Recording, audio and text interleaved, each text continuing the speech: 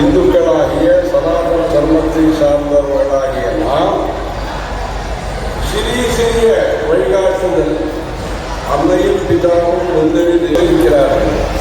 மாதர் தேவோபவ, பிதர் தேவோபவ, ஆச்சாரிய தேவோபவ, அதிதி தேவோபவ என்று சொல்லியிருக்கிறார்கள்.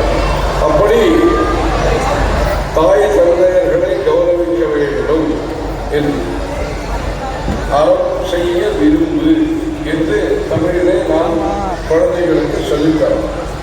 அந்த உபதேசம் எங்கிருந்து கிடைத்தது?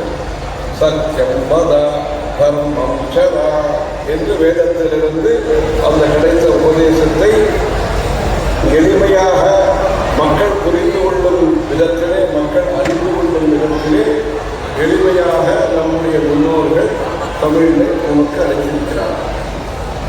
ஆகவே நம்முடைய வாழ்க்கை முறை, அது படிப்பதாக இருக்கட்டும்,